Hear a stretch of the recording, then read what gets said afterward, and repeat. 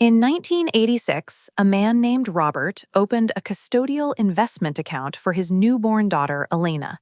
He put in $2,000. It was money he had been given as a gift at his own wedding, money he had kept in a savings account for 6 years, earning almost nothing. He was not a financial expert. He was a high school shop teacher in rural Pennsylvania who had read one book about investing and decided to try something.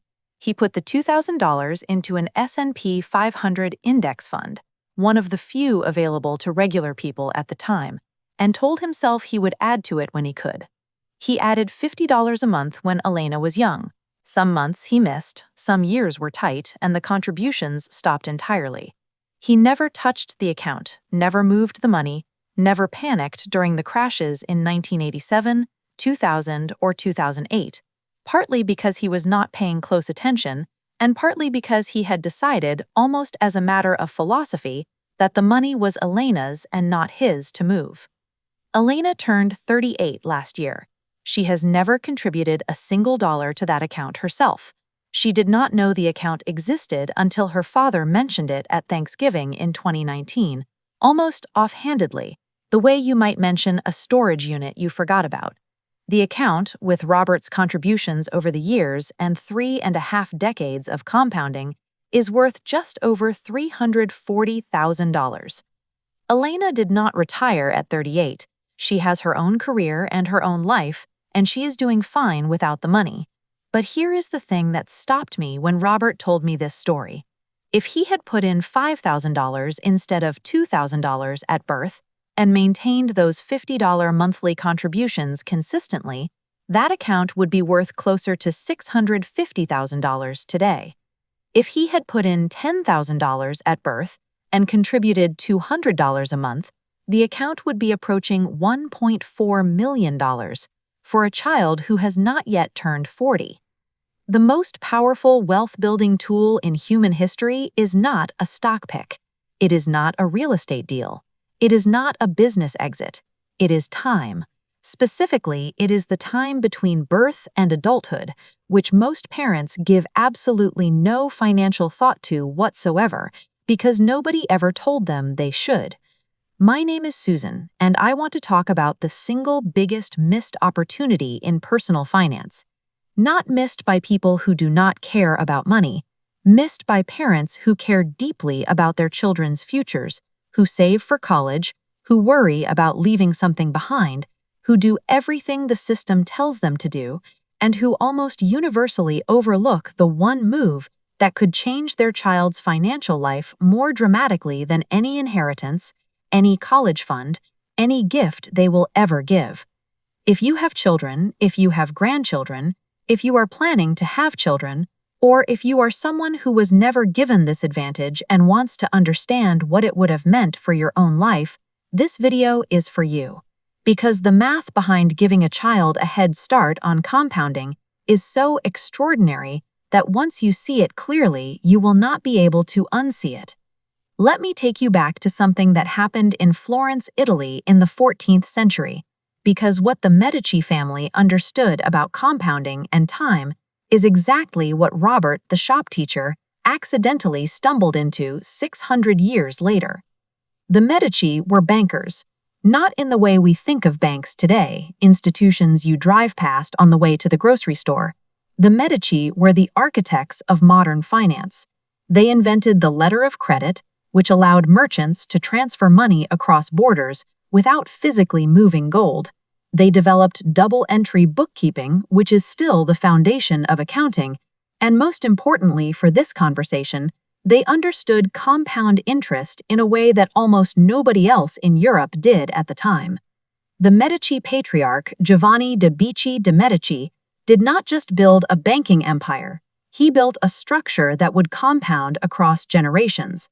He made decisions with a 50-year time horizon in a world where most merchants were thinking about the next trade. He understood that a small amount of capital, given enough time and protected from catastrophic loss, would eventually produce returns that looked like magic to anyone who had not studied the math. By the time his grandson, Lorenzo de' Medici, Lorenzo the Magnificent, was running the family, The compounding of multiple generations of reinvested returns had produced resources so vast that Lorenzo was effectively subsidizing the Italian Renaissance. Michelangelo ate at the Medici table, Botticelli worked under their patronage. The Sistine Chapel exists in part because one man in the 1300s understood what happens when you give capital enough time. This is not a history lecture. This is a framework. The Medici did not get rich in one generation. They got rich across generations by making decisions whose payoffs they would never personally see, but whose payoffs they understood mathematically would arrive. Robert, the shop teacher, without knowing it, did the same thing for Elena. Now, let me show you the actual math, because this is where most people's brains short-circuit in the most productive way possible. A child is born today. You open an investment account for that child and deposit $5,000. You invest it in a low-cost S&P 500 index fund. You contribute $100 a month until the child turns 18. Then you stop. You never touch it again. The child does not touch it until they turn 65.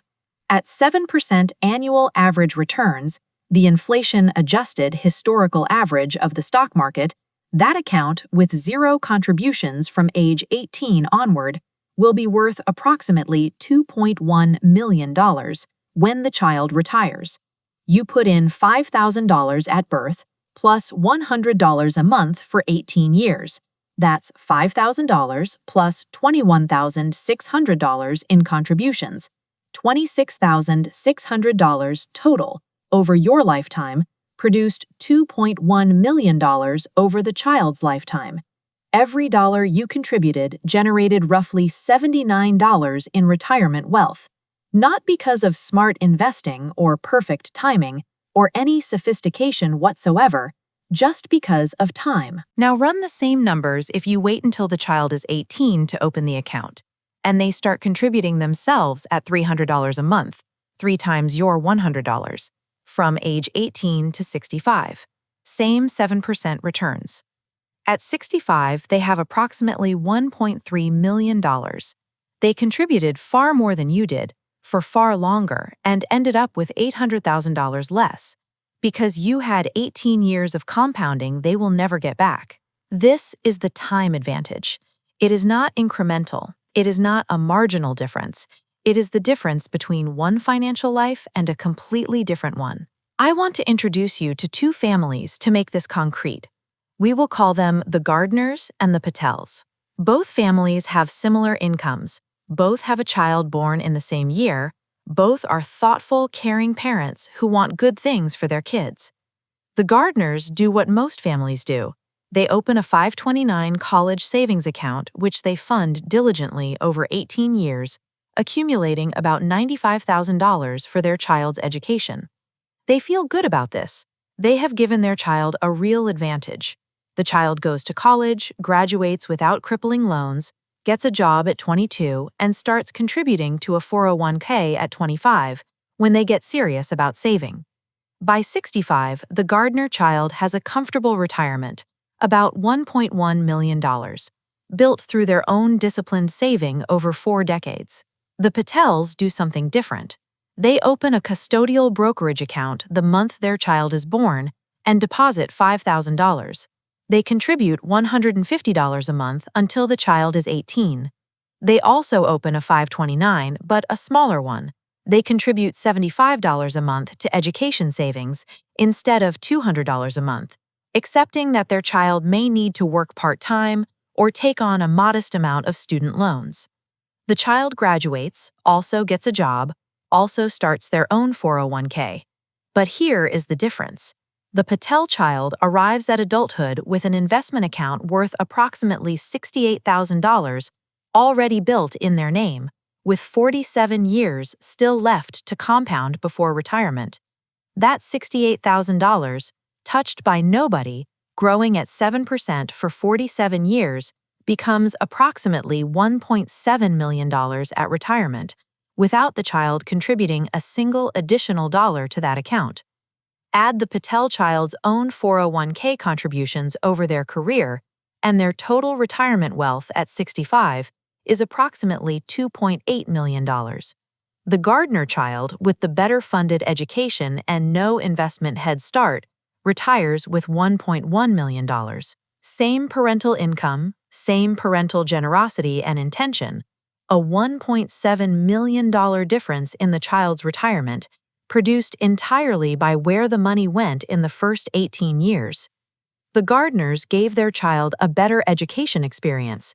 The Patels gave their child a different life. I am not telling you that college savings do not matter, or that education is not valuable. I am telling you that the financial decision most parents never even consider, opening an investment account at birth, may be the highest return parenting decision available, measured in the unit that actually matters for your child's long-term freedom. Now, there are practical details here that matter, so let me walk through them. There are several account types available for investing on behalf of a child, and they work differently. A custodial brokerage account, sometimes called a UGMA or UTMA account, depending on your state, is the most flexible option. You open it in the child's name, you control it until they reach the age of majority, typically 18 or 21, and then it becomes theirs outright. There are no contribution limits, no restrictions on what you can invest in, and no penalties for withdrawal. The trade-off is that the earnings are taxable, and there is something called the kiddie tax that applies to unearned income above a certain threshold for children under 19. For most families putting in modest amounts, this is not a meaningful issue, but it is worth understanding. A Roth IRA for a child is available once the child has earned income, meaning wages from a job, not gifts or allowances. The contribution limit is the lesser of the annual IRA limit or the child's earned income for the year. If your teenager earns $3,000 babysitting or working a summer job, you can contribute up to $3,000 to a Roth IRA in their name, even if you are the one providing the cash and they spend their actual earnings. The Roth IRA is extraordinarily powerful for a child because the money grows completely tax-free, not tax-deferred, tax-free. A dollar contributed to a Roth IRA at 15 and left alone until 65 grows for 50 years, and the entire amount, including all the gains, comes out in retirement without a penny of income tax. For a child with 50 years of compounding ahead of them, the tax-free growth is worth an enormous amount. The 529 college savings account is the one most parents know and use. Contributions grow tax-free when used for qualified education expenses. It's a good tool for what it's designed to do, but it's less flexible than the custodial account, penalized for non-educational withdrawals, and contributes nothing to retirement compounding. It addresses one version of your child's future. The custodial account, or early Roth IRA, addresses a different and arguably more consequential one. The strategy I would consider if I were starting this journey today is layered: a small 529 for education peace of mind, and a custodial brokerage account or Roth IRA started as early as possible, funded with whatever is available, invested in a low-cost index fund, and left completely alone. The investment choice matters less than the timeline, but for simplicity and historical reliability, a total market index fund or S&P 500 index fund, the same boring vehicles that have compounded wealth reliably for a century, is what I would use. No theme funds, no individual stocks, no crypto. The goal is not to pick winners. The goal is to buy time. Now, I want to address the objection I know some of you are forming. What if the child makes bad decisions with the money when they turn 18? What if they blow it on something foolish? This is a real concern, and it points to something important that the math alone does not cover: the education that needs to accompany the account. A child who understands from an early age what that account is and how it works and what it represents, a child who has watched the balance grow, who understands compound interest not as an abstract concept, but as something happening to their own money, is a fundamentally different financial actor than a child who inherits an account they never knew existed and have no framework for understanding. Robert's daughter Elena did not know about the account until she was in her 30s, and by then she was mature enough to leave it alone. But she also never had the experience of watching it grow, of understanding the mechanism, of developing the psychological relationship with long-term investing that comes from being included in the process. The most powerful thing you can do alongside opening the account is to make it visible. Show the child the balance. Explain, in age-appropriate terms, what is happening to the money and why. When they are 12, show them what the account will be worth when they are 40 if nobody touches it. Let them feel the weight of that number. Let them understand that they hold something extraordinary and that the decision to leave it alone is itself an act of financial intelligence. The families who successfully pass down financial habits are not the ones who hide money from their children until they are old enough to receive it. They are the ones who make financial literacy part of the family culture, where money is discussed, where compounding is demonstrated with real numbers, where the child grows up understanding that wealth is not luck or inheritance, but the result of specific, repeatable decisions made consistently over time. Let me give you one more scenario that makes the full scope of this clear. Think about what it means for a 22-year-old to start their adult life with $150,000 already invested in their name, not as cash they spend, as an investment account they understand, that they have watched grow for years, that they know represents 20-plus years of time already working on their behalf. That 22-year-old does not need to take the first job that offers them a salary. They have a buffer. They can afford to be selective. They can take a lower-paying job in a field they love because the pressure to maximize income immediately is reduced. They can start a business without terror because failure does not mean destitution. They can negotiate salary more confidently because the fear that drives most people to accept the first offer is diminished. And if they leave that $150,000 untouched for another 43 years until they turn 65, it becomes approximately $3.2 million at 7% returns before they contribute a single dollar themselves. The financial head start does not just change the retirement account balance, it changes the entire relationship that person has with work, with risk, with options. It changes the quality of the decisions they make across their entire adult life. You cannot put a number on that, but the number on the retirement account alone is extraordinary. Here is what I want you to actually do with this. The first thing is to open an account this month. Not when you have more money, not when you have figured out the perfect strategy. This month. The cost of waiting is not theoretical. Every month you delay is a month of compounding that cannot be recovered. A custodial brokerage account takes about 20 minutes to open at most major brokerages. You can fund it with whatever you have. Even $500 to start is a beginning. The second thing is to automate a monthly contribution, however small, $25 a month, $50 a month. The specific amount matters far less than the consistency and the timeline.